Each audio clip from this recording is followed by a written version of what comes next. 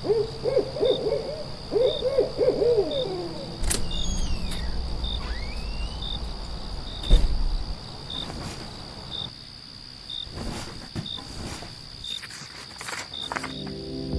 listeners, you're listening to the Midnight Readers podcast. Grab some tea, a midnight snack, and cuddle up in bed as we dive deep into today's most popular fantasy, sci-fi, and mysteries. We're your hosts. I'm Lily. I'm Brittany. And I'm Christy. This season, we're stepping into 3 standalone worlds. Right now, we're diving into a gothic historic mystery filled with secret societies, obsessive research, and enough full documents to make our resident archivist and historian absolutely feral. That's right, grab your passports and wooden stakes. We're hunting Dracula. Some people inherit family heirlooms, some inherit generational trauma, and some inherit a centuries-old mystery involving vampires, and apparently this podcast.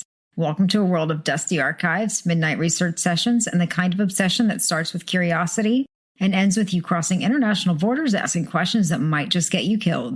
In this episode, we'll be discussing The Historian, chapters 13 through 24, where we find out who Helen really is. Paul gathers more information on the origins of Dracula, and, oh yeah, Rossi might be alive, and in Dracula's tomb. Before we get into it, this is your warning for major spoilers ahead. This includes all 3 standalone novels we'll be covering this season and any fan discussions we find online. We are also avid fans of the Moss universe and might accidentally let spoilers slip for other popular romantasy book series as well. Sorry in advance. Like the books, this podcast is rated R, so be warned. Also, a friendly reminder to please like, subscribe, and follow. You can find us on Instagram, Threads, Facebook, and YouTube. And if you want some bonus content and behind-the-scenes chaos, join our growing community on Patreon. All right, so we're jumping back in with the narrator and her father traveling to Kostanovica. I'm sure I'm completely fucking butchering that. Who knows how? I'm sure we're gonna, fuck that up. Kostanovica, yeah. Just say it really fast. I'm so sorry. Which apparently none of us can visit because we're all klutzes and it has a lot of little chestnuts that trip the shit out of people. So not a city we will go to. So, and her father continues his story of reading through Rossi's letters. And in them, he notes that he spoke out loud about finding the tomb before Hedge's death, but also in Istanbul. So he spoke it in both places and he thinks there's a link to the consequences. And when he receives his book back from the Smithsonian, the name of the tomb has been replaced with Rossi's own name. Which I want to say, called it. Or at least I think he's right. I think that it's about something about it being spoken that it's like Voldemort's name. You speak it aloud and it summons him or something. Yeah. And the consequences too. Otherwise you could just say the name and be like, whatever. And then he shows up and you're like, never mind. And then just, keep calling him back over and over. That'd be fun. I'm pretty sure he would just kill you. Fuck this shit. I'm done with it. Probably. Right? I was kind of surprised that he really thought that Rossi was still alive. I mean, it's revealed later in this section that Rossi probably is alive somewhere. But at this point in this first chapter, I was like, why would you think he's alive? Yeah, I find out that my professor or, my friend, whatever, is missing and all that's left of him is a puddle of blood? Yeah. Yeah, I'm not going to think that he's going to survive. My first thought is that man is dead.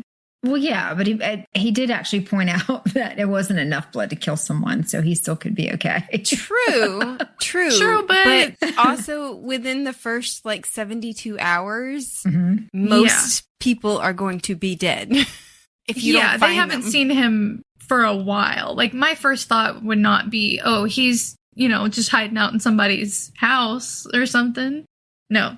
I was like, oh, he's dead. If he's not dead yet, he's dead now, Although it strikes me as funny for Brittany saying that. And then I go back to If We Were Villains when it was like, okay, stop taking it so literally. It's yep. With the CSI stuff. So, all right. Fair enough. One quick question though. Does it feel like every time that Paul talks about Dracula that he goes into kind of a trance, something he has to come out of? got to the point where I was like, was he bitten? Like, is he being influenced? That's what I'm wondering. And yeah, so like, I don't know if it started out that way. He definitely is. She is having to pull every single word out of him. Definitely. But as far as near the end, I was like, he looks sick. He's being secretive again. Did he get bitten? Is he being controlled? What's going on? Yeah. And what did you think of for the library or for the book that they took to the Smithsonian? That map in the back. The whole trip to the Smithsonian was a little like confusing, to be honest, because when he goes, he hands over the book reluctantly. And then when he goes to pick it up, this guy is all like drained of life and pale and kind of like you think that he's also been bitten. But then when he leaves, he turns around and he's like, no, he actually looks perfectly normal. So was that just an image in his head? Was he seeing things, or was he actually sickly looking and maybe was able to project an image? Or I don't know. Like, something about that situation was just confusing and weird. Yeah, I think that's why I wasn't quick to assume that Paul necessarily has been bitten. I mean, there is a progression over the chapters in this section where he seems to be worse and worse, at least from the narrator's perspective, that he looks more sick and more tired and not like himself as we get to the end of the section. So there is a likelihood that he could have been bitten. But I think I was hesitant to just be like, oh, he's been bitten by a vampire of some sort, because there's a lot of moments in this book where it's like, is this happening for real, or is it an illusion? So is she a reliable narrator? Well, that's the thing about this is that it's like at the beginning it was Rossi's story being told by Paul, which is also being told by the narrator. So it's like a story within a story within a story. And so you have, I think it's more so of a question of, is Paul a reliable narrator? True. Because she only knows what she's being told. And I think she's relaying what she's being told to us. Yeah. But does he? That's fair. We don't have the letters necessarily to read or like get Rossi's point of view. Yeah. Well, one thing I had kind of theorized about the whole, especially with the guy at the Smithsonian, he looked sick and then he didn't. What if it's not necessarily the vampire biting them? What if it's whoever is in possession of the book is slowly being drained of life? And once he hands the book back over, then that passes back to Rossi. Interesting. Though Rossi had that book for a really, really long time, and he didn't seem to look dead to Paul in the beginning. And what about the librarian, the creepy librarian later, who looks really weird? Either he has his own copy or... No, I think he was bitten. He definitely was bitten. But I just wonder for others if maybe they're not bitten, anybody that's in possession of the book. It's just a theory. Just because with that librarian or the guy at the Smithsonian, that he changed. So suddenly once he hands the book off, that it was... That was what made me think maybe there's some mind games going on, like an illusion. And also with Helen's story, I was like, what if it wasn't Rossi who went to Romania and slept with her mother? What if it was Dracula and he was just I had that thought too. And an illusion of Rossi, and that's why Rossi doesn't like know anything about her or... That is a good theory. I had not thought about that one. I had a couple, but not that one. But that is fucking good, because that means then she would be descendant from Dracula. Yeah. I would like that. Well, we do. I did want to point out some historical stuff. The book is supposedly from around 1512, which what might I note is a really specific date, by the way. Like, I'm not sure how he came up with specifically 1512, but I don't know. Maybe the Smithsonian historians are a different breed altogether. I don't know. They they have maybe very there's a way specific tests. It could be like the type of paper. It could be the ink. Who fucking knows? I don't know what information he has that I don't have. But I did want to say, to put it in context, this is contemporaneous with Henry VIII, the famous one that killed all of his wives, and the last Council of the Lateran, which is the last council of all the church leaders before the Protestant Reformation. This is also the year that Martin Luther gets his doctorate. He's the one that starts the Protestant Reformation. And also Spanish people were already in the New World. And this one's for Brittany. Damn. 1512 is the first year the word masque is used to denote a poetic drama, which I thought you would appreciate since we just read If We Were Villains. Nice. That's a little Shakespearean nod for Brittany, since she just loves Shakespeare. She does. It's her favorite. It's my favorite subject. Absolutely. Yeah. Yes. If anybody wants to impress Brittany, get her like the whole collection. Don't do that. Imagine if we had a P.O. box and just hundreds of the works of Shakespeare just came in for Brittany Special only. editions. Yeah. It's Brittany's favorite, by the way. And she really likes King Lear. Oh, yeah. Oh, okay. Favorite. And Hamlet, because that did curse us. Hamlet. Hamlet, yeah. Sorry. Oh my Tripping God. over my words. But I thought that was an interesting way to like keep us in mind of what time period it is. See, that's why I wanted to read this book on here, because I knew that you would see that aspect of it. And I find that information so interesting. I love that kind of stuff. So it's, when you think about it as like the time period in which Henry VIII was reigning, it's like, wow, that feels like so long ago. But also there were people in the New World already. So it's really not that long ago. yeah, I don't know. Yeah. In the grand scheme of things. I will say that if my name appeared on a map to a tomb that I didn't draw out, because obviously he thought that the dude drew it out. Yeah, I'd be hanging up my... Yep. Like... Would you though? Or would you actually go to the tomb? I feel like you would go to the tomb.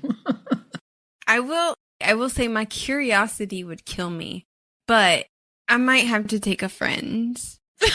Like, I would never go by myself, at least. I would never go alone. No, when I read that, I was like, yeah, I definitely would have stopped there as well. You know, if that ever happens, just let us know. We can go with you, and we can also bring someone that we don't like that's really slow. And then that way... to sacrifice.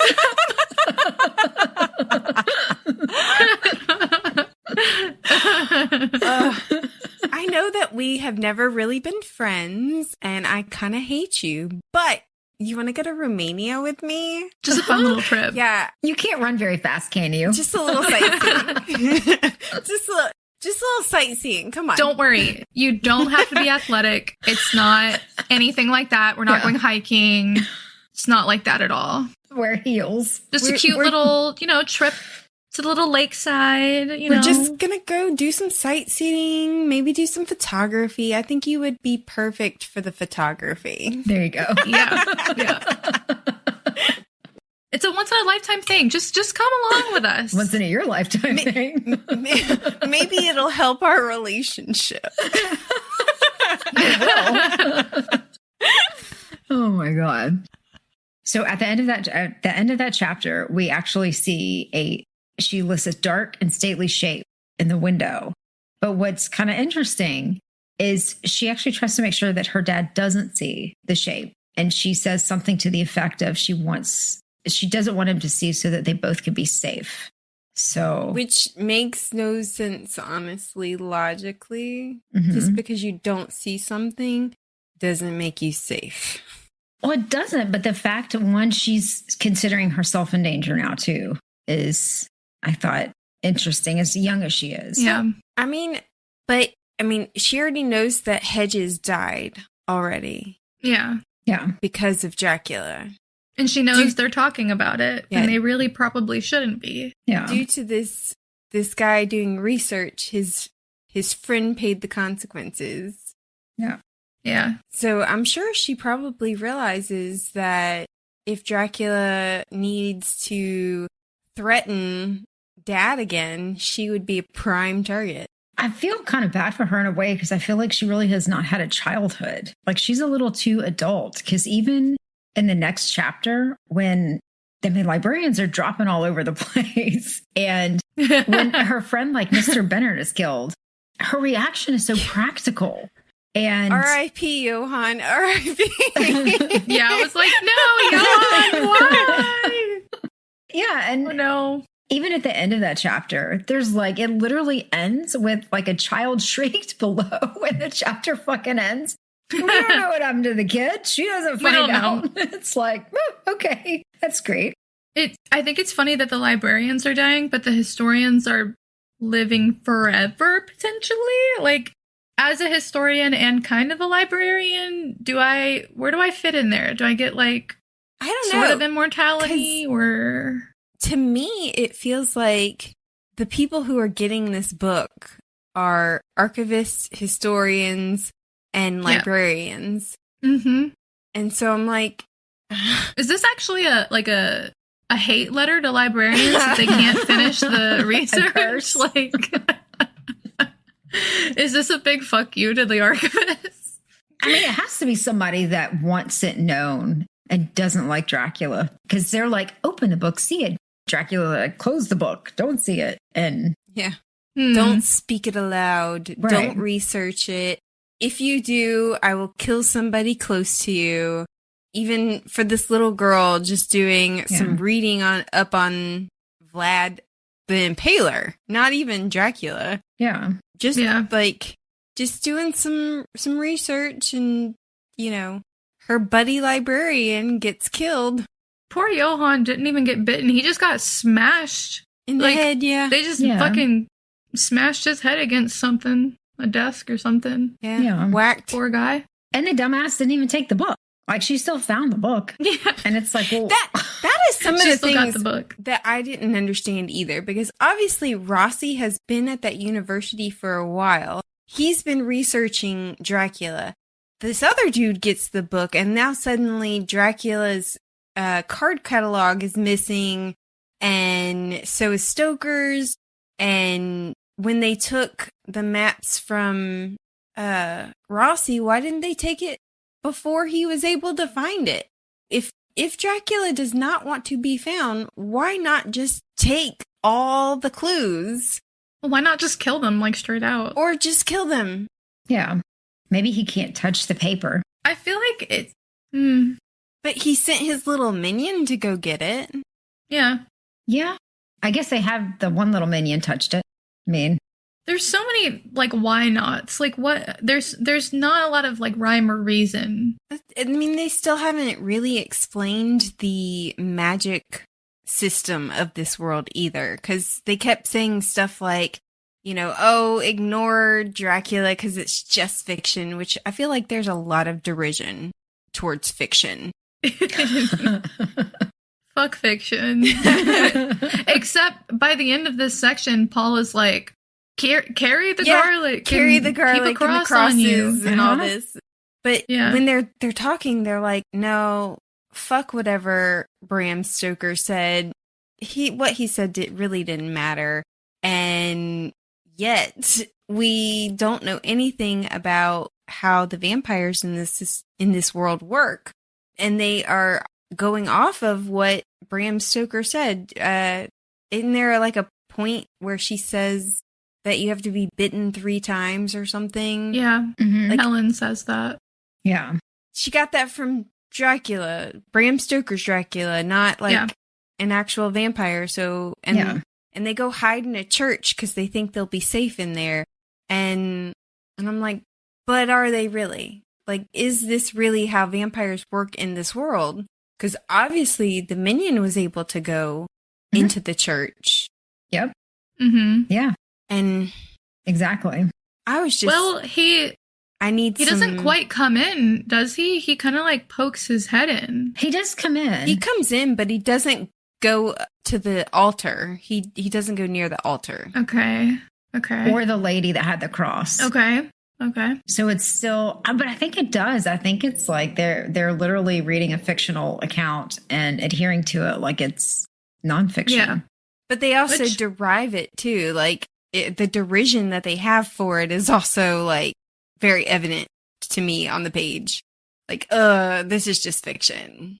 Yeah. Yeah. Well, I mean, pretty much everyone in this book except for Helen is really like pretentious. So yeah, I love Helen. Helen is a breath of fresh air in this book so far. I have a lot of thoughts about Helen, and I have a lot of thoughts about all of the interactions that happen in those chapters. Yeah. I already sort of kind of made this comment to Christy, but Lily, have you watched How I Met Your Mother? Yes. So this is kind of giving me, you know, how you've seen the ending, right? Yeah. Spoilers for everybody. Like, they spend all of 2 seconds on the actual mother of the series. And then he's like, actually, the kids are like, well, this is actually, it sounds like how you fell in love with Robin instead. I feel like this book is how I searched for Dracula, but it's really how I met your mother. It's funny because it is a little of both. It's funny because like she is so not interested in him at first. She's like, what are you going to do? Invite me to your house to sleep on your couch? Like the derision for her, like, yeah, so you came up with this excuse to get my number. Yeah. Oh my God. She's like, are you trying to harass me out of the book? Because you can have it. Yeah, like, I don't really need it. I got it at home. In fact, I've memorized it. So I don't understand why you just absolutely needed this book. And he's No. My favorite quote is when he's like, well, what does Dracula mean to you? And she's like, mean to me? What do you mean? What does it mean to me?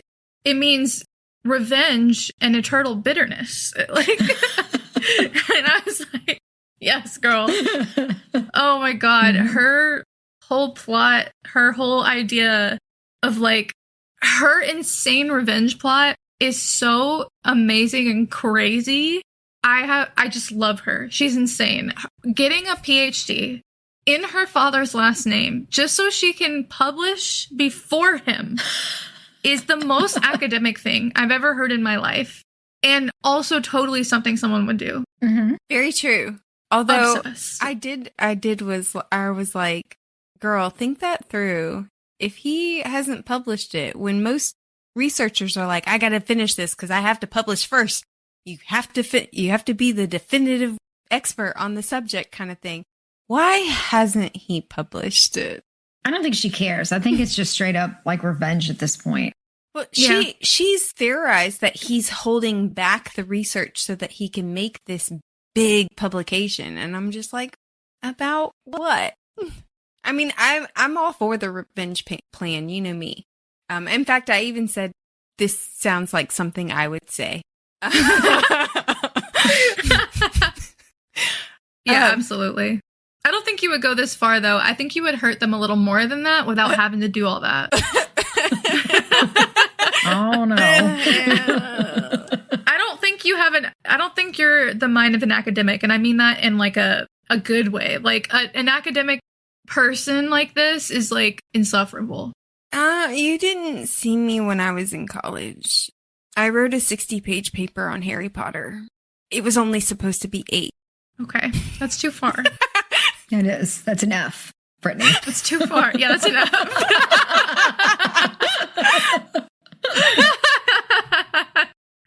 You failed the prompt, F.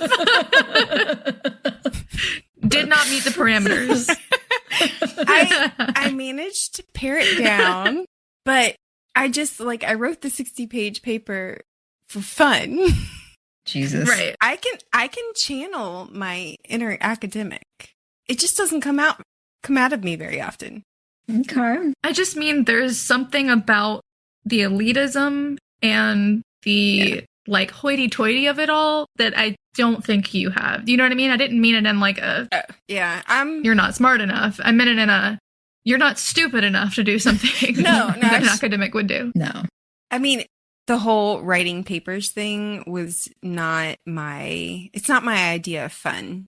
although my ADHD very much hyperfocus, give me a subject I like, Real. Well, Yeah. But, no, I get what you're saying. I was just being me. Yeah. okay, so now after Paul finds the map, so we're next chapter, after Paul finds the map with Rossi's name on the tomb, I did not fucking remember this part. And now I want to fucking kill Dracula myself. I forgot. I was real confused when I started reading that because I was like, Christy? Yeah, I was like, no, the poor cat, Christy, why? The thing that, I mean, it pissed me off for Dracula, but what I did like is that Paul was sweet enough to allow this cat to come in and eat, and he looked forward to it, and he took care of him. And not just that, but he was so upset when the cat was killed, and he buried him. And at least there's no like graphic description. It's just the cat was dead. Yeah. But still, it makes me want to like stake Dracula up the ass. But same. I did not understand what Dracula was thinking. It's this feral cat. It's not like it's Paul's cat. Yeah. Where and he has an emotional attachment to it. But what did the cat do to you? I know. Come on. Like that's all the cat's doing is looking for some food. I know. What kind of fucked up shit? Like if you hurt fucking animals, then you're a fucked up piece of shit that deserves every horrible thing that happens to you. And I was pretty messed up. I was like, what the fuck? Yeah, I was very messed up. Yeah. Also in this chapter, Paul starts to read the inscription on the tomb and then stops himself. And it's almost like he felt compelled to do it. Yeah. That's what I'm wondering, if he's a little bit enthralled or infected or something. Can Dracula control people's minds? Yes. I mean, I think that's the idea, right? Is like the thrall. Yeah. Yeah. Once you have that connection, then you can. I mean, look at Mate. Not Serena. Cohen? Not Serena.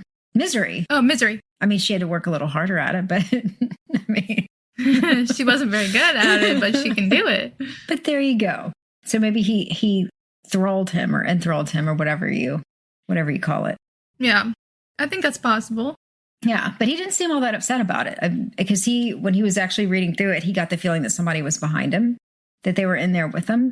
And he did not seem that upset. He was like, okay, I'm just going to pretend like I'm not reading this, that I'm researching something else. And I was like, okay. He pretended to work on his actual thesis, like dissertation. He was like, just kidding. Dutch merchants. I didn't understand why he was so obsessed with midnight. I know he was like, I need to make it to the next day, but he sat there and he was like writing his research and whatnot. And then he's like, I gotta make it to 2 minutes till midnight. And I was like, does he think he's gonna be safe after midnight? Like the person behind him will just float away, disappear, turn into mist? I thought it was a countdown to when he was gonna get attacked, if he was gonna get attacked. Because aren't they supposed to feed between midnight and dawn or something? I thought it was between dusk and dawn. Yeah, and I'm not really sure what that was about either. I do remember dusk and dawn. Okay. Then I don't know. Maybe he's just weird. Also I did think the bibliography, Order of the Dragon, the thing that Rossi didn't really go into detail about in his notes, I thought that was going to be Paul's next step to go to Istanbul, which it kind of is, but at the same time, he puts it off. He puts it off. Yeah. Yeah. I was also really confused by that description at first, where I was like, is it a bibliography of stuff on the order, or is it the bibliography, the scroll itself? Like, I was like so confused. I was like, wait. And then I realized, well, the book answered the question for me shortly after, which he says that the scroll is a bibliography in itself, and that it has a list of the holdings on the stuff about the order. I was thinking, so for the bibliography, I thought that was just Rossi's front for having them look at that book at the Smithsonian, that he didn't want to tell them what he was really working on, that was his way of kind of doing it under the radar. I wouldn't think that would be under the radar, though, to be connected to the Order of the Dragon. Yeah, I felt it was a stupid statement, but that's what he seemed to think. Oh, I see. It was like, how? They're the same thing, basically, but whatever. Because he was like, oh, I didn't tell you that I was researching that. And I was like, literally, you did by what you said this was. But that didn't make sense to me either. But it was in his notes, he said it was the only book that wasn't described in detail or something like that. It's the only resource. It's a scroll. And he said that there was nothing noted about it except for that it's a bibliography, which I'm thinking to myself, like, if it's a bibliography, then what are you going to note about it? But apparently Rossi was detailed as all get out. So his idea is that Rossi didn't get to this bibliography, that he didn't even have a chance to look through it or look into anything on the Order of the Dragon, is what it sounded like. Yeah. So chapter 16. Paul is back. Which starts in December. Can I just say, the back and forth between the narrator and Paul is fine if you're an audiobook listener, but the ebook makes no distinction. You just have to know. Yeah. There's a couple. I don't like that. It started out where it felt like each chapter would kind of go the same way, so you got used to it. But all of a sudden now it feels like that it'll go narrator and then Paul and then back to narrator in the same chapter. And you're just like, wait, what? Like, you really have to be paying attention. It's super confusing if you're reading the ebook. Sometimes I can't tell. So the audiobook has actually been a blessing for that. Oh, because it makes that distinction in voice. Because it's two different people. The guy is speaking versus the girl. Ah, yeah. Okay.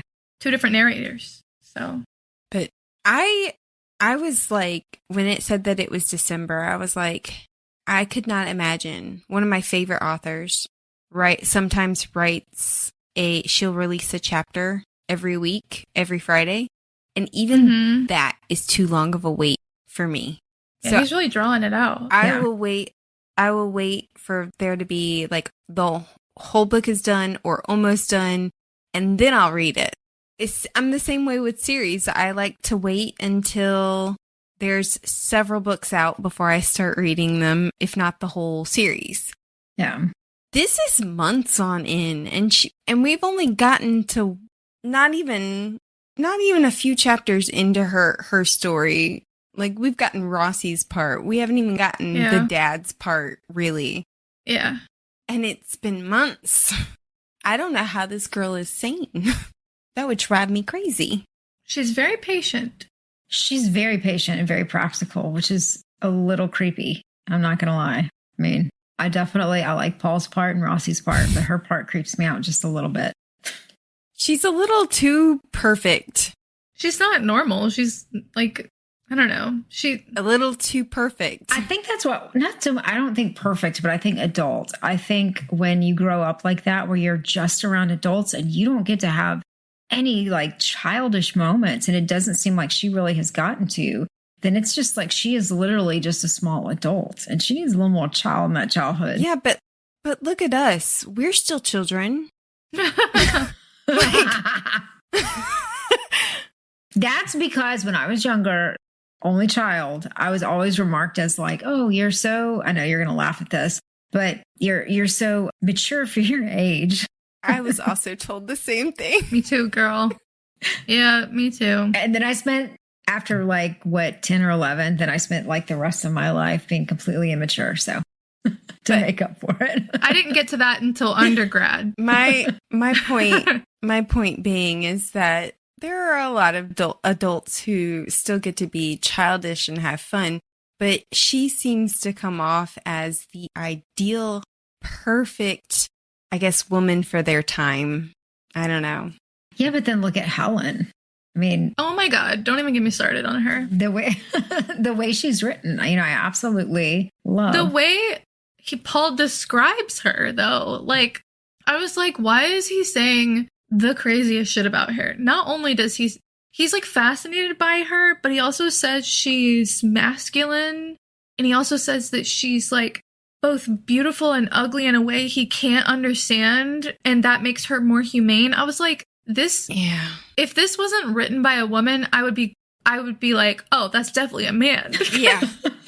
Only a man would think something like that. Like, wow, she's so ugly and beautiful at the same time. And then, like, pick apart her face. Like, she's got a big nose and she's masculine. And wow, she's so harsh and I kind of like it. Like, oh my God. I just kind of hated his description of her. Mm-hmm. Same. Like, what? She's not bowing and simpering and waiting for you to talk? Like, she's interesting. Yeah. She has a masculine ease to her body. And what does that mean? She's thin? I don't understand. What does that mean? She just, like, sits, like, open? Is she man-spread? She man-spreads. Like, what? Like, what? What does that mean? It probably means she has confidence. Yeah. But... Yeah. Yeah. But you know what? Kudos to Elizabeth Kostova, because that's exactly how I imagine this kind of guy from the 1950s, 60s would think. And I have to be honest, I give her that credit, because what the fuck? What the fuck? Yeah. I mean, it definitely is realistic in that way. Feels realistic, because it pissed me off. What? I have a very, like, well-defined face. Like, I have a big nose. I have big, you know, like, my chin is very, like, I don't know, structured. Just my first thought was, like, this is some shit a man would say to me. You know what I mean? Like, I hate it. I hate that. Yeah. Oh no, you find me attractive and I don't look like a young girl? Does that scare you? You know?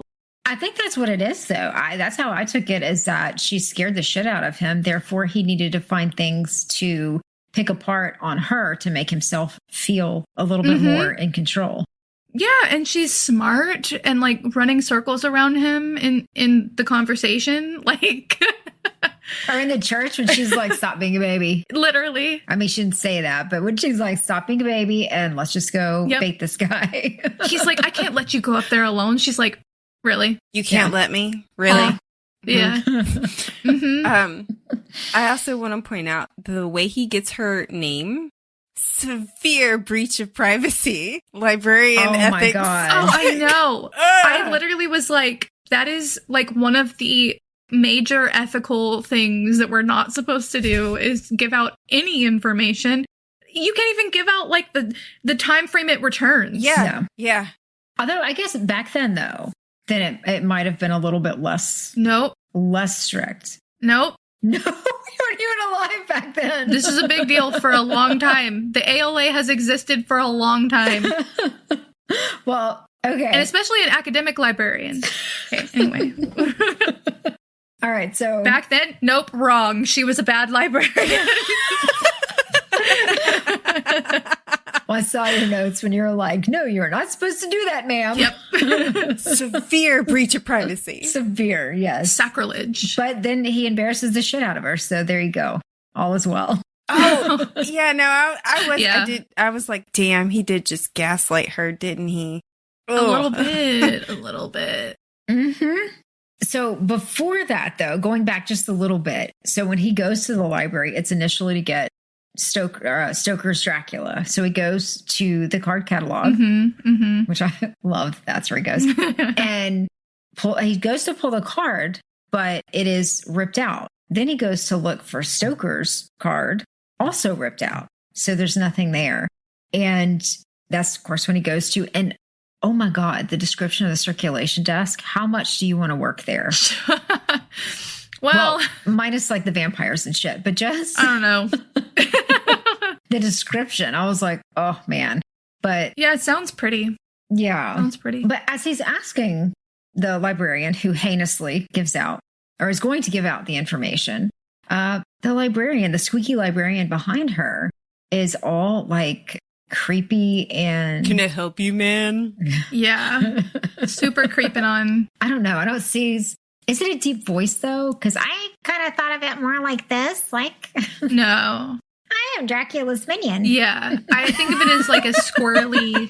What are you looking at over there? Like, what are you looking at? I didn't understand... What? I didn't understand why he got... I'm sorry, ma'am. You shouldn't be looking at this book. I don't understand why he got angry. Yeah.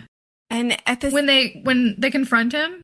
Yeah, well, I don't understand why he got angry when he's like the lady librarian comes back with, here's Helen's name, and it's for Bram Stoker's Dracula, right? Uh-huh. And he overhears that and he gets all stiff and angry and like starts glaring because at Paul. He was upset that she was just annihilating their code and giving out sensitive information. It was clearly because she was not That's it. operating like a professional librarian. Ma'am, that is not the rules. You can't do that. Ma'am, that is not the rules. That's us. You can't do that. Us on the podcast. Bad librarian. That sounds like a porn show. I can't tell you how many times I got yelled at for not being able to give out information, other people's people information. Ask more than you would think. People feel entitled to. Yeah. Yeah. People be crazy. But I like the fact that he quickly acts like that. Oh, no, it's not the book I was wanting. And you're like, the fuck? Really? Oh, no. You misunderstood. Yeah, you're bad. I'll go back. And I did have a question. Okay. Do we get a description of this librarian? Because I wasn't sure. Don't we get it later? And is he the same dude from Rossi's Istanbul? I don't think so. I didn't think so. That guy seemed more suave. Yeah. Still unwashed. Don't you remember? But suave.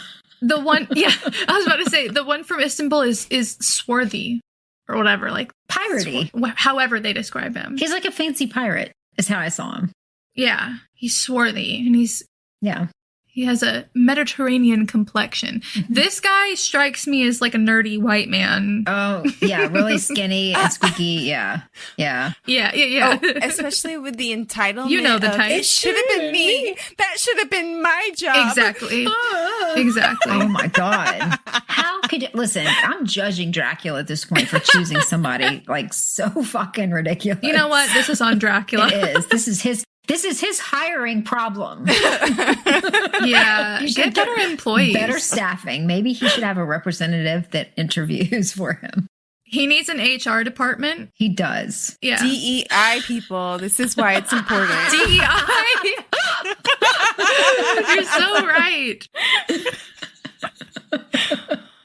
God. All right. So now is the time when we actually get to Helen. So Paul tracks her down and they meet for coffee where Helen reveals that she is Rossi's daughter.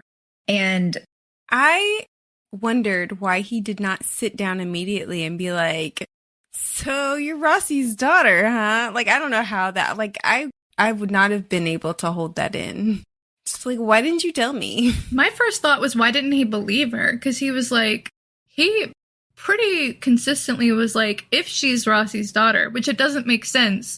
Which, again, maybe this is good writing on Elizabeth Kostova's part, because like his immediate reaction is to not believe her because Rossi didn't tell him anything about it, which is like, why would you think because your professor tells you everything about his life? Exactly. Right. Like, why would he tell you literally his entire life? Why would he tell you that? I mean, even Rossi, we're not quite sure if he knows that, because what she tells him, what she tells Paul is that during Rossi's research in Romania, which is something he completely left out, that he never even talked about being in Romania to Paul, right? That he has a tryst with a woman that he interviewed about the history of Dracula. And then when he leaves, he gives that woman his address in England. But after he leaves, she finds out she's pregnant and she flees to Budapest, where she writes to him that she's pregnant with his child. And he writes back that he's never been to Romania and never slept with anyone there, and to leave him alone in response. And so Helen decides she is going to get the ultimate revenge and screw him academically over, which is nice long term. Good plan. But this is where we're kind of talking about that. Is he just a horrible fucking person? Or is it possible that something else? So Brittany, you said, which I think is a really good possibility, that Dracula actually went over there, called himself Dr. Rossi. Although, why would he give Rossi's address to the woman? The fuck with him? Possibly. Maybe he just, like, I mean, it was just the university's address, right? And, I mean, if she could ask around and probably get that from other people. But, I mean, it could be, I think it has to be some kind of illusion. Yeah. Because as much as we don't know Rossi and we don't know what kind of man he is, I don't feel like he would be the type to go sleep with somebody and then just be like, yeah, fuck you. I've never. And if he did, the other theory I had was if he did do this, he was enthralled. It's because her life was in danger or something and that he needed to distance himself to protect her. Also a good theory. So yeah, Lily, I was the same. I thought perhaps he had gone, he had a tryst, he came home, and then he was enthralled to forget that he was there. And so when he gets the letter, he truly believes he's never been there and who the hell is this woman? That was my thought, was that he was made to forget his trip because of the things he learned on it. It's like, if he went there and talked to Helen's mother and then learned something he shouldn't have, and then somebody was like, nope, I'm going to make you forget that trip. Okay. I'm remembering something from the last section. There was a part where he said that he was in, I think, Greece, or learning everybody's like vampire stories. And then one day he let a stranger buy him a drink at the bar that was whimsically called Amnesia, and he was sick the next day. Oh my God, he was date raped. Oh my God. Rossi is a victim. Holy shit. I'm sorry, Rossi. This is fucked up. Did they have GPB back then? Can we have that drink to give to certain people? Or wait, what is it called? Amnesia? Did they have that I don't know if it was called whimsically amnesia or if he was using it as a descriptive, because the audiobook. I think it was more, I thought it was something that like the locals called it amnesia or something like that. Or like known as, I wonder if it's like moonshine. GHB. Did they have GHB back then? I think I called it GPB, like Georgia Public Broadcasting. Oopsie. Not that. Yeah. Poor Rossi. I'm sorry, sir. I was so quick to think the worst of you. But yeah, no, that was a great callback. Yeah. Yeah, that definitely could be the case. Okay, so I'm going to combine the next few chapters, if that's all right. Yeah. Okay. So let me do just a little bit of an overview. So we're starting to see Paul kind of weaken in at least the narrator's eyes. So that's what she's starting to see, which again makes me wonder if he's maybe been infected or enthralled or something with the book. He also asked the narrator to start writing down his stories, which includes the stories about Helen, presumably the narrator's mother. We, at least at this point, assume that. So chapter 19 covers their meeting in the church so she can see the papers, but we have the male librarian that follows them. He goes into the church, which a little surprised he could do. Right. They hide and evade, but then use Helen as bait back at the library where the librarian tries to attack her. She offers up the map to him, and he tells her that he should have been the one taken, not Rossi, to the tomb. And then the librarian runs out into traffic getting hit and killed. Yeah. At least that's what it seems like. Yeah. So I have a question. If this dude can go into a church, aren't usually tombs on holy ground? Depends, but often. Yeah. So is Dracula's tomb in holy ground? And does that mean that Dracula can go on holy ground? Well, that's where presumably he was turned, was at that monastery. Right. St. Matthew's. In a heretic. Again. Heresy. Something. Yeah, he said a heresy. Wouldn't the monastery people worship there? So I would assume that it would still be considered holy ground. Oh, it's definitely holy ground. Yeah. So even like if he was turned there and he apparently returns every 16 years, are vampires allowed to? He can walk on holy ground. Yeah. Are vampires not prohibited from the church in this world? Because that would make me feel like the tomb is probably in. Well, it does make me wonder. A church or a monastery or something. To be fair, it does make me wonder if there's a difference between Dracula and his thralls or the vampires that he creates. Like, if Vlad is quote unquote Dracula and one of the original vampires, then maybe he can walk on hallowed ground, but the others can't. Well, I just thought about it. There was that monk that got killed and turned into a vampire at, wasn't it? Yep. At St. Matthew's as well? Mm-hmm. And he was buried there / stayed there and killed the monks as well. So yeah. I guess Well, now for Dracula or Vlad Tepish III, that was where he's supposed to be buried, is at like Snagoff in the monastery. Mm-hmm. So he would be buried technically on holy ground anyways. Is it holy ground if a vampire defiles it, though? If you make a vampire on it, is it still christened? Is it still blessed? No, I wouldn't think so, but that may be why he goes back I would think not. Well, and here's the other thing, too. So he goes back every 16 years, right? To perform something, to renew that. So assuming... Which, why 16 years? 16, but keep in mind, the narrator is now 16 years old. Well, I think she is a little older now, right? I mean, it's not clear. She doesn't say. She starts it out when she's 16, so she's not much older. But when she started it out was when... They said she's near college age. Right, but think she's going back to conversations at that point, like in her mind. It starts out with her older, and then she's going back to 16 years of age. So... But when she was at Oxford or wherever her dad took her, the college, they said specifically that she was near college age, and that's why they wanted to give her a tour. 17, 18 is more ready to graduate. It depends. Some people in sophomore year go, and that's 16 years. Some people in sophomore year will go and tour college campuses, depending on who it is.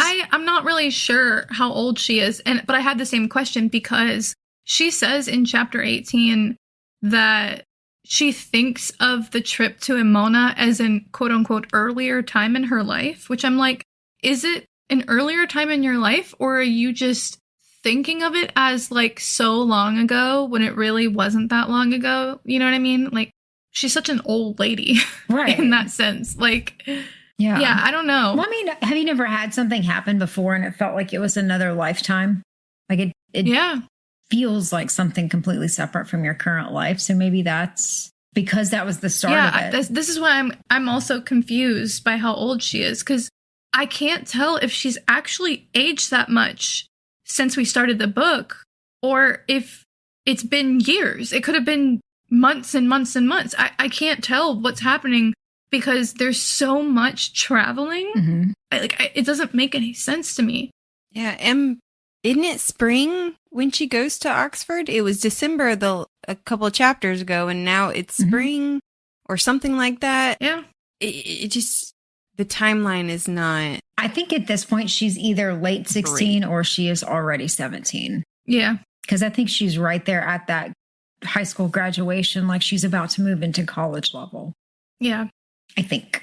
But that's what I'm thinking as well, but unclear. Also, do smells get stronger in the dark? Is that a thing? I don't know. I think when you're deprived of...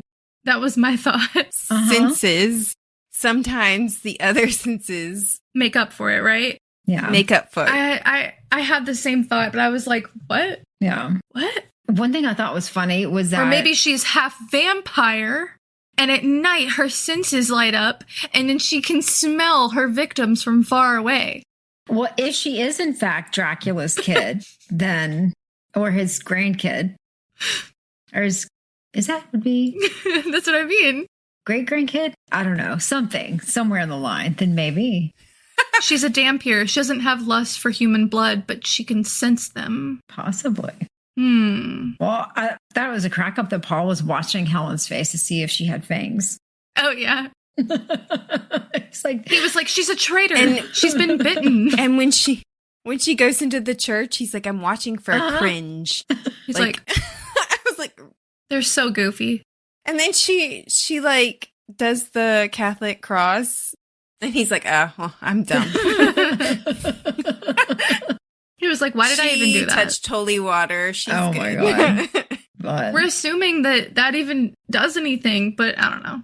Yeah. If dude can walk into a onto holy ground. Obviously, something about the religious aspect doesn't quite vibe. Yeah. Yeah. Well, after they go in there and the guy comes in, and it doesn't really go over much about her looking at the papers because I think the guy interrupts him. So they evade him for the time being. He leaves, and then they decide they're gonna bait him. And she's basically, because of course Paul's like, "Oh no, don't do that. I'll have to go with you and protect you." And she's like, "Pull your knickers up, right, and shut the fuck up. I'm going up by myself." Yeah. And then they go to bait. I don't know. I don't think he's a vampire. I think he's just a little minion. So we'll just call him a minion. I do have one thing to say real quick. Yeah. Because I asked earlier if we had a description, and I apparently forgot that I wrote this. Apparently, Paul describes him as a weasel and a rat. And I was like, "Aw, don't insult the poor weasels." Poor weasels and rats. Right? They're cute. Weasels are adorable. They are. Some rats are not. All rats are adorable. They are. Yes, they are. Rats are cute too. I used to have a pet rat. He was so sweet. Some rats are. Most rats. All rats. I will not hear the rat slander. No, not in this house. It's rats. It's the ones that creep me out are from horror movies where like the rats eat the person alive. So they're hungry. That has given me. You're hungry. What are they gonna do, Brittany? Just starve? Yeah. They're just like, "Listen, man, I'm sorry. Just a little nibble." God, he just wanted a bite. Doesn't even need the whole human. Thousands of them eat the man alive. But each rat only eats a small portion, right? And yet you defend vampires. Exactly. Yeah. They're just only the vampires that are good. Yeah, but if Misery can have a bite, just why can't bite. a rat? I'm just saying. God. I know. Ridiculous. Also, if somebody came up to me as a nun and asked me, could they be hiding in there? My immediate instinct is, why are you looking for somebody hiding? Yeah, like what? Of course I'm not going to tell you. Yeah. Like, they're obviously hiding from you. I wanted to think that the nun knew that they were there, but the nun was like, "No, what the fuck? Like, I'm not going to tell you." She obviously left. She'd have been like, "No, they're right there. You can go in." Yeah, right? Actually, yeah, they're right here. Like, what? Well, so the librarian, he follows them back to the library. The baiting goes well, and he turns into like a little bitch. Like, he's all upset because apparently Rossi got taken to the tomb and he didn't get taken, and he should have had the papers and all the shit because that's the only reason Rossi got taken. My job. Yeah, that's my job. And there's basically a little hissy fit, and I'm so much better than him. I love that Helen gives him like a modern day, like, "Bitch, please." Like, come on now. So the conversation with that guy did make me wonder, like, are these books... I was thinking maybe these books are actually sent out by Dracula and he's trying to, like, recruit or something, and he's, like, trying to cut down competition, you know? Okay. The ones who are trying to keep him from finding out are like, "No, you can't go because it's my turn." But then Dracula is trying to make them work for it because then they're worthy. I don't know. That would be... That's a good point. He's like rewarding the historians who get the farthest. Although, okay, so the dude says that he wants to be taken to catalog something. Like, it made me wonder, if Dracula is doing this, does Dracula just need a librarian? I think so. Possibly. All this for... It makes sense. Which, like, you could just hire somebody. You know, he could just put an ad. Yeah, he could just put an ad on some... It needs to be a special librarian. Well, you could, but think about it this way. A special, because how old is he? And how much of a collection has he amassed? Yeah. So it is important that he has the right person for the job. So this part... You know what? Is like... Maybe multiple. Yeah. Multiple persons for the job. Yeah.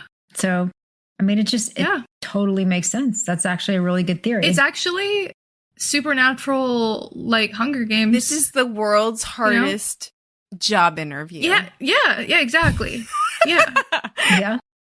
It's a fight to and the people death die for this. for the librarianship. It's like what is it? Like a test, but I can't remember like a pre-screening test. Like an aptitude test, but like An aptitude test. Yes, thank you. so much worse. This is the get into college test, you know? Dracula. It's Dracula's SAT. Dracula. Put an ad on LinkedIn. Hey, bud, we have the internet now. Put an ad on LinkedIn. Like Dracula. That's probably how he's doing it now, like spam messages. Yeah, Dracula's sending like those phishing emails to people and it wasn't working. Like everyone was like, spam, that's spam. So he was like, fine, I'll send the enchanted book. God. The postage is horrendous. It's got to travel across the sea and everything. Those assholes. Smells like tomb. Yeah. Oh my God. All right, so my thing with this one, we find out that Rossi is most likely in the tomb. But the part that I was a little confused about is what? It's just funny. I don't know. Just Rossi's just hanging out in the tomb. I mean, you know. Rossi's just waiting to be. He's having a good old time. A glass of a red. Yeah. Cataloging the books. Yeah. Okay, come on now. You know, Rossi is having the time of his fucking life in there. Yeah, exactly. Like, would you not, Lily, if you were taken by Dracula and to be his librarian and to catalog it, how much fun would that be? Honestly, that'd be fire. Yeah. That sounds great. As long as I get to, can I like walk out in the daylight every once in a while and then, just come back? Yes, but you also need to kick him in the nuts at least once or twice, really hard with like steel-toed boots for the cat. For the cat, right. Could you imagine having to ask Dracula off for like, I want to go to a concert.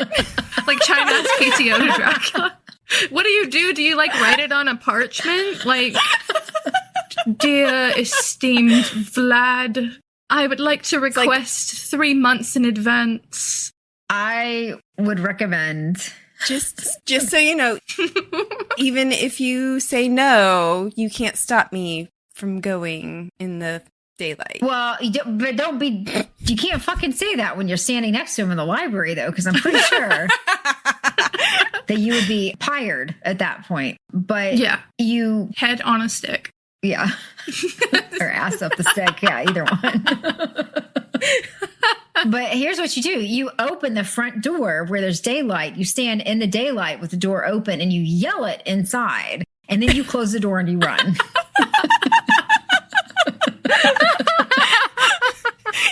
That's so goofy. What then? After you come back, then what? It's like that's an escape plan. Like, okay, so then if you come back, you make a mannequin of yourself, you roll it inside first, you see if he attacks it.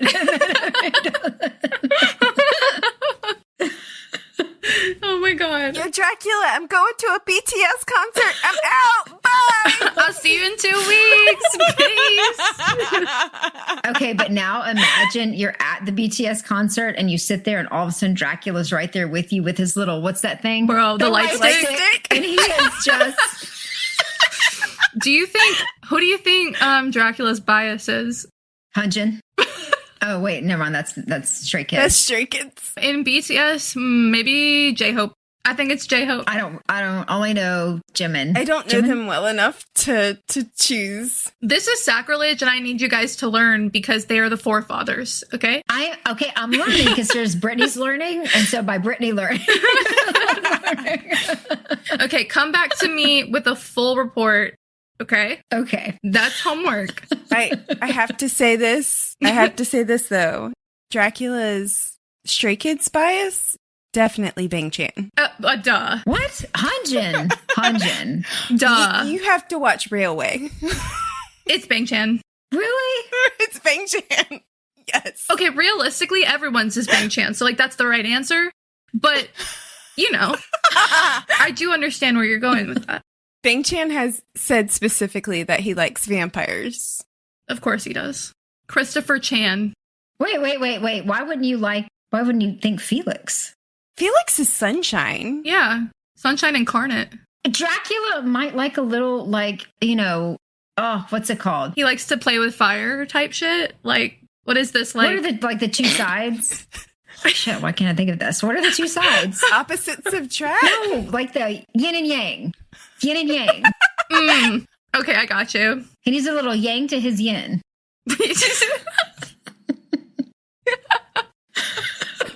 Oh my god. Okay, so we've gone way off the rails here. We really have. I have to do one more.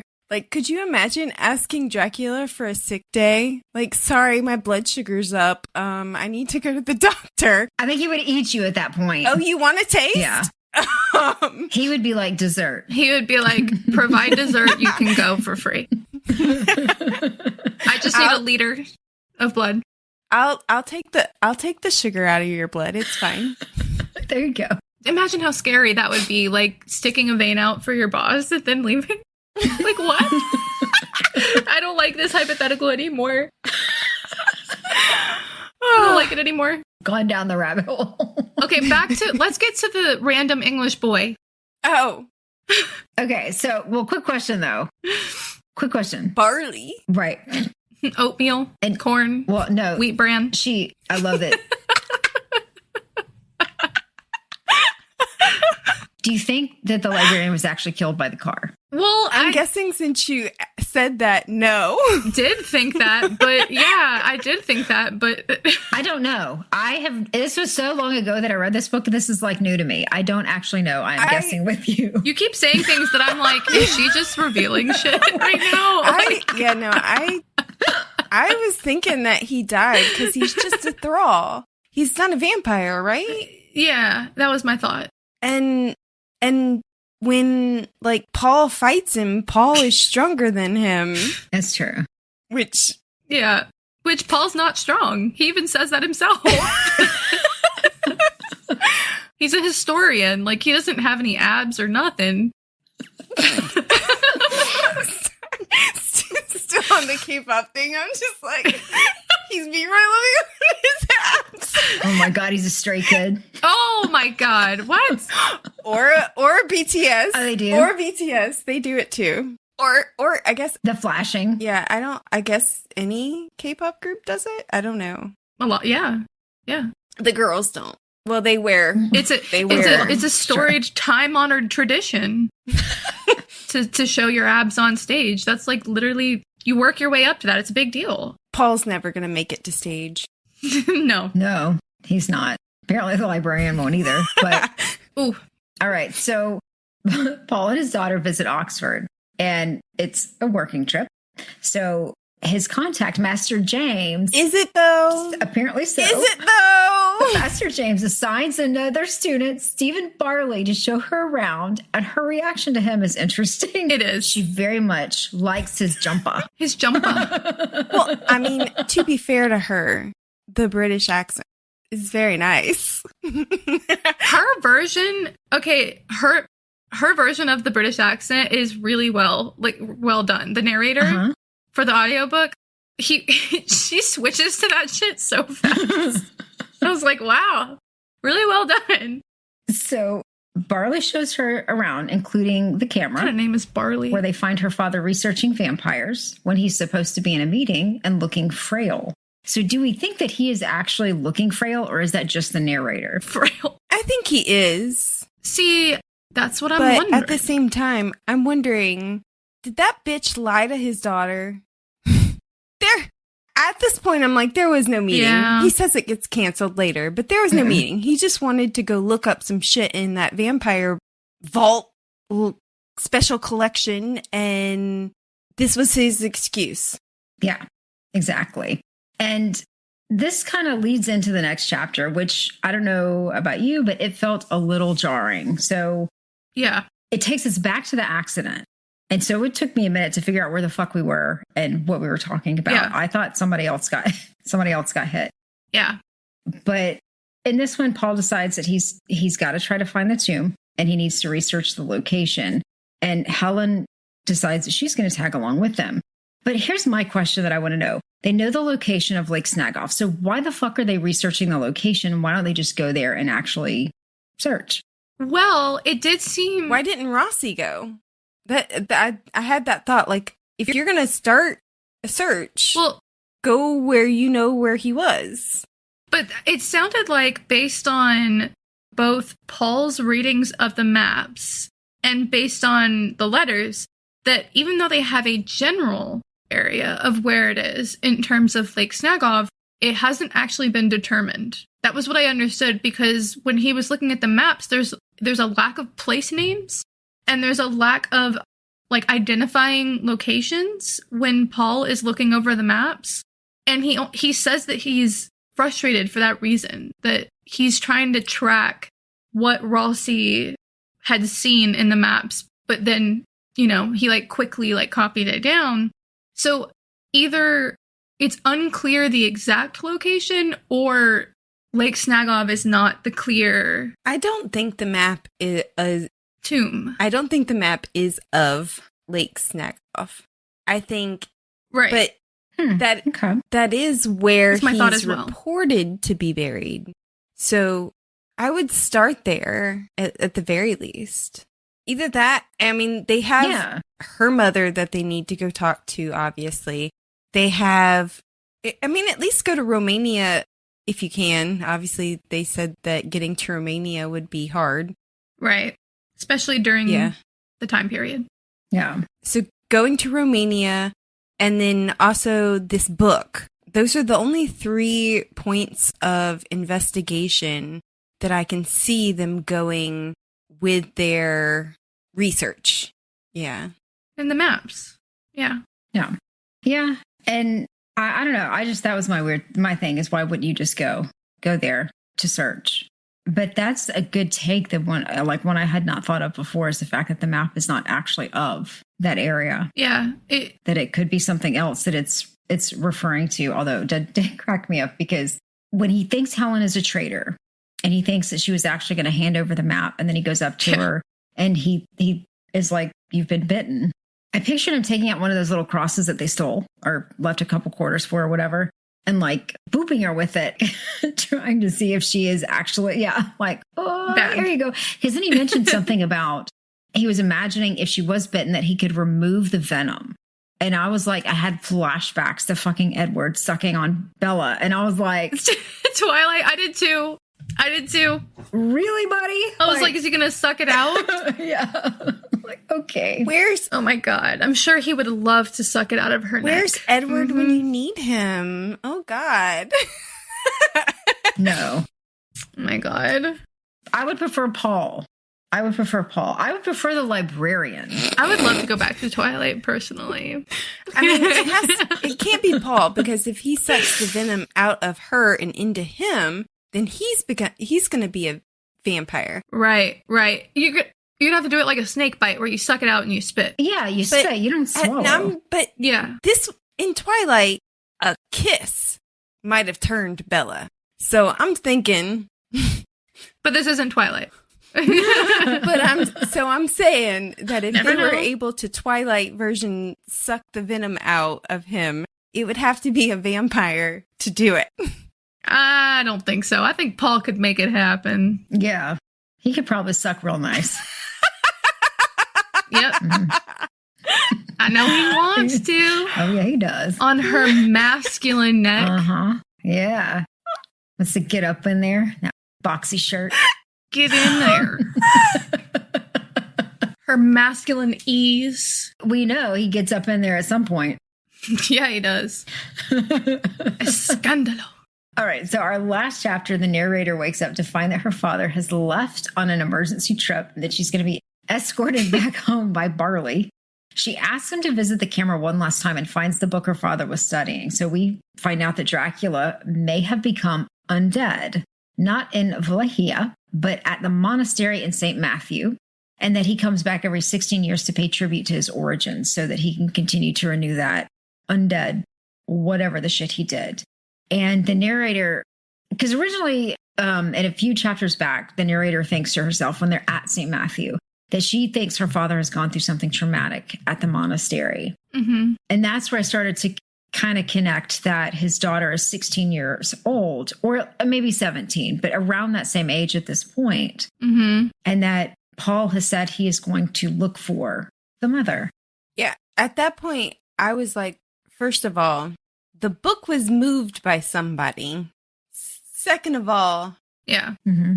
I mean, we were all assuming that she was dead, but is she undead? Or is she a Renfield? Or has she been alive this whole time? And we know she was bitten once already. Yeah. So maybe she's just been taken. She's been taken She's by supernatural. Dracula. And she's now Yeah. she passed Dracula's aptitude test. And she is now the librarian. Working with her father. Yes. Mm-hmm. The historian, Mhm. if you will. Yeah. Mm-hmm. Oh my God. What if that Although is the case? She says she's an anthropologist, and don't get it twisted. Which is They funny are not the because he same. literally, Paul literally goes, "Oh, I need an Exactly. anthropologist to determine this," and then he meets her 2 seconds later, and she's like, "Yeah, I'm an anthropologist." So you think Dracula sent her? Yeah. No, I just thought it was convenient, coincidental. Oh, coincidental. Yeah. Is it, or does Dracula just have that good a staffing? Like, you need an anthropologist? Okay, here you go. He also controls Tinder, just so you know. Oh my God. He pairs people really well. Oh my gosh. If the narrator is part vampire, then that would be a crazy twist. That would be a twist. Also, I was getting so annoyed with Barley during this section because he was like, wow, this is so weird for a young girl to be looking into. Oh my God, you're really into that weird shit. I was like, shut up, oatmeal. Like, shut up. We get it. It's weird. Wow, all the time she's thinking, I could just slip my hand into his and that would be just, oh my God. She did. She holds his hand. She's so scandalized by Barley. Which is weird. Like, if I was showing somebody around campus and they started holding my hand, I would be like, Girl. and we're done. What does she say when she first meets him and she's like so into him? She says like the craziest. She says like, I like some kind of sexual awakening or something. I don't remember what she But says. And I was like, the girl, sexual what? awakening was about holding his hand. That's what she says. She likes his jump off. It's like by a man named Stephen Barley? Stephen the Barley. Okay. And I'm telling you. I'm sure he's a nice young man. Nice enough that dad Okay, no, he's like a frat boy. nice enough that dad was like, yeah, sure, you can escort my daughter home on your own. Sure. I know. I was like, oh my God, scandalous. to my house where nobody is at except for Mrs. Clay, but I bet she's real slow. He didn't know when Mrs. Clay would be back. He just assumed that she would be back in time. Oh my God. Yeah, that was, wow. Like, is he going to be I would be appropriate? her. Like, can I just go home on my own? I'm a big girl. I'll put on my big girl panties. Yeah, well, that's what she wants same. to do. She tries to go home on her own, but that Master Elliot, fucking hell. Master James. James Elliot. I don't know why. Master James. Who is Won't let her. He insists. who is apparently a friend of Daddy Dearest. And yeah. But she questions She was that. like, I thought she questions he that. only just met this dude. And apparently they're good friends. And he is so patronizing to her. I was like, oh, his whole, we have to indulge your daddy, dear. Like, he's sensitive. Oh my God. Are you kidding me? Yeah. He's like, I couldn't do it. Right. Well, I kind of expected her to like evade Barley. I mean, Yeah. you know, like leave him at the airport or Same. something. I expect Same. that she's going to go home, see Mrs. Clay for 2 seconds, and then be like, ah. And then run off. Yeah, same. But She's going to go look for her dad. I had That's what I think. a question. They're talking about the book, and he is like reading her French, and she says she has this magical experience of finally being able to like understand the language or whatever. And she's like, for a brief hour, Sanskrit. How How did you magically... I didn't understand this passage. Yeah, I was like, how did you magically understand Sanskrit for an hour? I understand what she's getting at, because learning a language can sometimes be the way she describes. That wasn't my problem. Yeah. My problem with this passage is that it's totally irrelevant to everything else in the book. And I was like, why is she talking about this? There's a lot that's totally irrelevant. I know. And I'm like, God, why? Just, why is this book so flowery? But it killed me about and I had an hour where I could have this magical moment with Sanskrit and never again. Okay. But the other thing I had a comment about was that she said that her dad's room was very bare, and it was like you slept in there and he didn't have an alarm clock or anything because he woke naturally in the morning or early morning, and I was like, he's demonic. I'm sorry. Where's the alarm? Yeah, perhaps. But he's walking outside. He's obviously demonic if he's I don't know, maybe he can naturally wake up on his own without an alarm, without 15 alarms. I know this is a personal, like it's like no human could do this thing. No human. He must be. Okay, and question. If the mom was half vampire because her dad was Dracula, mm-hmm. and then she turned into a vampire and had a child after that, can you have a child after being turned into a vampire? Who knows? I'm sorry, Bella and Edward? She was still human. Yes, you can. Obviously. She was still human. And it only worked because Edward had never touched himself. Yes, he had never released that shit. Let me remind you. He was abstinent. Yeah. And chaste. Anyway. So that would make her daughter half vampire too. Yeah. Half vampire? Wouldn't that be a quarter? Because if she had the baby after she turned vampire, or after she was also infected, so would that add more vampireness to her if she didn't have the baby while as a vampire? I mean, if we're getting like a double shot, if we're getting like really technical with it, mm-hmm. like blood quantum doesn't really work that way, but yeah. A little extra shot there of vampire. Sorry. Yeah, possibly. A little extra shot of vampire in there. A little squirt. Maybe he just gave her a little squirt. I can't do this. Dracula's, I can't get it up. I can't. Can I just say, I didn't think we'd be able to fuck up the historian too. I didn't think we would manage to fucking... Which, by the way, thank you to all of our new listeners.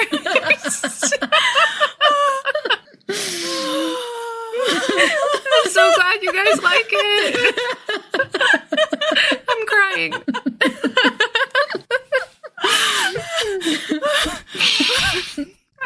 But I can't believe we managed to fuck around with the historian as much as we have. Really? Us? Come on. Of course we can. Oh my God. Of course we would. So, oh man. So we did find out that 6 months ago, Daddy Dearest started writing letters to his daughter. I'm assuming that it's going to be the How I Met Your Mother of the story. Right. But we do find out that he's gone to look for her mother. He assumes he won't come back because he's writing those letters. He thinks it's possible that he might not come back.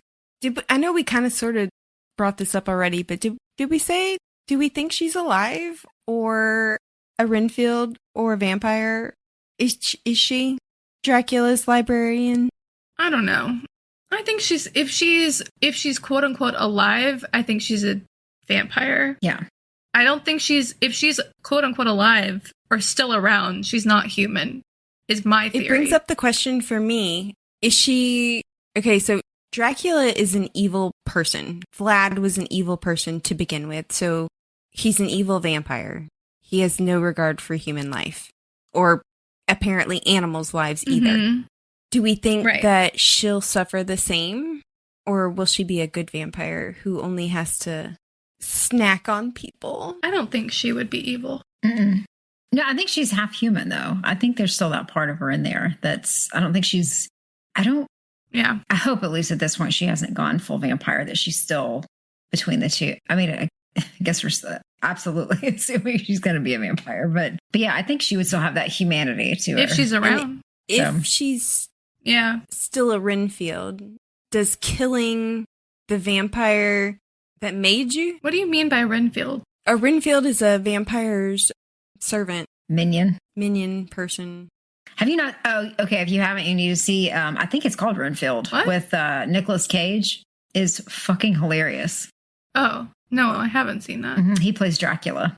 It's very funny. Oh, no wonder, because I don't like Nick Cage. Oh, really? But, okay, so if she is a thrall or a minion... No, not really. He's goofy. Does killing the hair... Can't take him seriously. Sorry. Brittany's like, God damn it. Let me just get this out. Back to your thought. Does killing the original vampire or the vampire that made you, like, get rid of the venom?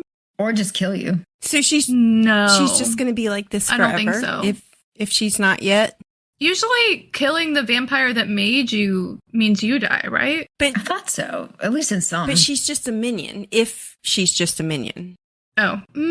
But she's not. She's connected by DNA. I mean, again, if we're going with a story that we've concocted about her, then she's connected by DNA. It's not that he bit her. But the librarian bit her. That's a different thing. He didn't bit and suck and then put the DNA in that way. He put it up the other way. Not to her, to her mother. But okay. But oh my God, what have we done? He said, "Here's my flower." But the librarian bit her. That's my point. If he's dead, does that mean that the poison that he put in Helen is dead along with him? I think he's like an empty pen. I don't think he's got much poison in there. So he's flaccid? Yeah, I agree with that. And also, if she's the daughter of Dracula, in theory, I don't think that a bite would do anything. She's like, bitch, please. Yeah. I've got more than you do. She was like, it's not a big deal. Yeah. Goddamn hickeys. An empty pen, is that what you said? Yeah. Shooting blanks. Uh-huh. Yeah. Yeah. All right. Jesus Christ. Should we wrap this up? I'm done. We can. Yes, let's wrap it up. Jesus. Well, I'm so glad that you have so many questions, Brittany. That we're interacting with this text as much as we are. But I guess we'll have to figure out next week, maybe, or the next week after that. But we'll end it right there. We hope that you'll join us for next week's episode, and we'll be discussing The Historian chapters 25 through 36. New episodes drop each week, and don't forget to check out last season's discussion on the Bride duology, available now. Please remember to like, subscribe, and follow us on social media. That like and follow are super important for us to continue to bring new episodes each week, so please, please, please do so. You can also support us by joining us on Patreon. Thank you for listening to the Midnight Readers podcast. We'll see you next week. Happy reading, listeners. Don't stay up too late.